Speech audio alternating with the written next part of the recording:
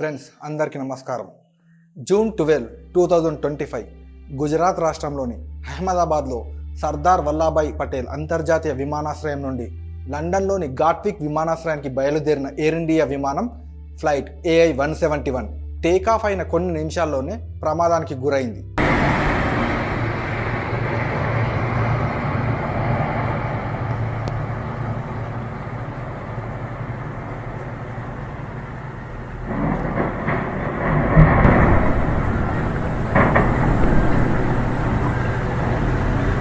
ఈ ఘటన భారతదేశంలో ఇటీవల కాలంలో జరిగిన అత్యంత ఘోరమైన విమాన ప్రమాదాల్లో ఒకటిగా నిలిచింది.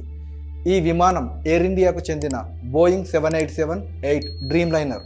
దీనిలో 230 మంది ప్రయాణికులు, 12 మంది సిబ్బంది సహా మొత్తం 242 మంది ఉన్నారు. విమానం స్థానిక కాలమానం ప్రకారం మధ్యాహ్నం 1:38కి రన్వే 23 నుండి టేకాఫ్ అయింది. టేకాఫ్ అయిన కొన్ని నిమిషాల్లో, సుమారు 5 నిమిషాలు మేఘానీనగర్ ప్రాంతంలో ఒక రెసిడెన్షియల్ ఏరియాలో కుప్పకూలింది. ఈ ప్రాంతం విమానాశ్రయానికి సమీపంలో ఉంది మరియు విమానం బీజే మెడికల్ కాలేజ్ హాస్టల్ డైనింగ్ హాల్లోకి ఢీకొట్టింది. విమానంలో మొత్తం 242 మంది ఉన్నారు. వీరిలో 230 మంది ప్రయాణికులు, 2 పైలట్లు, captain Sumit Sabharwal, co pilot Clive Kunder మరియు 10 మంది క్యాబిన్ క్రూ సభ్యులు ఉన్నారు. ప్రయాణికులలో 169 మంది భారతీయులు, 53 మంది బ్రిటిష్ పౌరులు, 7 మంది పోర్చుగీస్ పౌరులు మరియు 1 కెనడియన్ ఉన్నారు.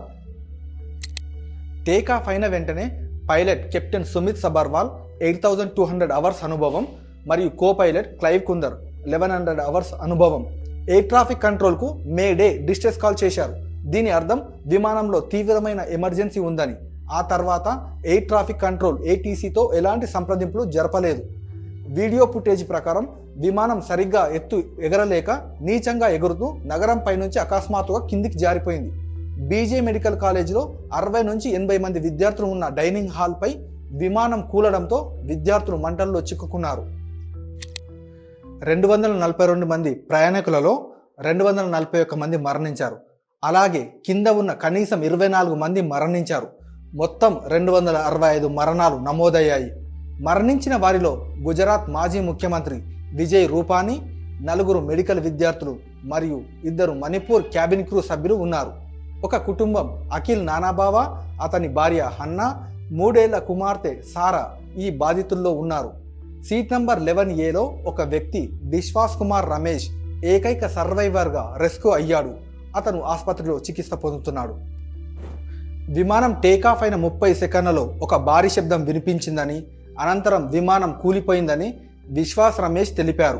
पैसे मैं ट्राई कर सकता हूँ निकलने के लिए, तो मैंने ट्राई किया निकलने के लिए, तो फिर मैं निकल गया उधर, क्योंकि अपोजिट साइड पे थे ना वो बिल्डिंग का वो था ना दीवार, तो उधर से कोई शायद नहीं निकल सका होगा, क्योंकि उधर पूरा उधर ही क्रैश हुआ था.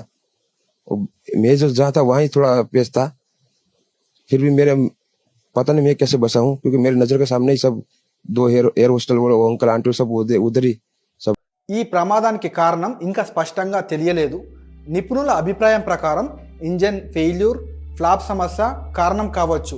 విమానం లండన్కు దూర ప్రయాణం కోసం భారీగా ఇంధనం నింపుకొని ఉండటం వల్ల కూలిన తర్వాత భారీ పేలుడు, మంటలు చెలరేగాయి. ఈ మంటలు హాస్టల్ భవనాన్ని దెబ్బతీశాయి. జాతీయ విపత్తు స్పందన దళం NDRF 7 బృందాలు, అగ్నిమాపక దళం, అంబులెన్సులు, పోలీసులు, రైల్వే వైద్య బృందాలు, CISF సిబ్బంది వెంటనే సహాయక చర్యల్లో పాల్గొన్నాయి. గాయపడిన వారిని అహ్మదాబాద్ సివిల్ ఆసుపత్రికి తరలించారు. బాధిత కుటుంబాలకు సహాయం అందించేందుకు ఎయిర్ ఇండియా ప్రత్యేక కేర్ గివర్స్ బృందాన్ని పంపింది. బాధిత కుటుంబాలకు రూపాయలు 1 కోటి పరిహారం ప్రకటించింది. ఒక black box flight data recorder లేదా కాక్పిట్ వాయిస్ రికార్డర్ సేకరించబడింది. భారతదేశ aircraft accident investigation bureau AAIB విచారణను నడిపిస్తుంది. Boeing US national transportation safety board, GE aerospace బృందాలు కూడా విచారణలో సహకరిస్తున్నాయి. ప్రధానమంత్రి నరేంద్ర మోడీ ఈ ఘటనను హృదయ విదారకంగా అభివర్ణించారు. ఆయన అహ్మదాబాద్లోని క్రాస్ సెట్ను సందర్శించి గాయపడిన వారిని ఆసుపత్రిలో కలిశారు. కేంద్ర హోంమంత్రి అమిత్ షా, విమానయాన మంత్రి రామ్మోహన్ నాయుడు కూడా సంఘటనా స్థలాన్ని సందర్శించారు. ఈ ప్రమాదం భారత ఏవియేషన్ చరిత్రలో అత్యంత దారుణమైన ఘటనలో ఒకటిగా నిలిచింది. 1996 తర్వాత ఇంత పెద్ద ఎత్తున జరిగిన మరణాలతో కూడిన దుర్ఘటన ఇదే. ప్రమాద కారణాలపై విచారణ కొనసాగుతుంది మరియు బాధిత కుటుంబాలకు సహాయం అందించేందుకు ప్రభుత్వం, ఎయిర్ ఇండియా మరియు అంతర్జాతీయ సంస్థలు కృషి చేస్తున్నాయి. ఈ ఘటన దేశవ్యాప్తంగా శోకాన్ని నింపింది. అహ్మదాబాద్ విమాన ప్రమాదం మనకు ఒక విషాదకరమైన గుణపాఠం. భవిష్యత్తులో ఇలాంటి ఘటనలు జరగకుండా నిరోధించడానికి మరింత కఠినమైన భద్రతా ప్రమాణాలు, శిక్షణ అవసరం. ఈ వీడియో కానీ మీకు నచ్చితే లైక్, షేర్ అండ్ సబ్స్క్రైబ్ చేసుకోవడం మర్చిపోకండి. జై హింద్.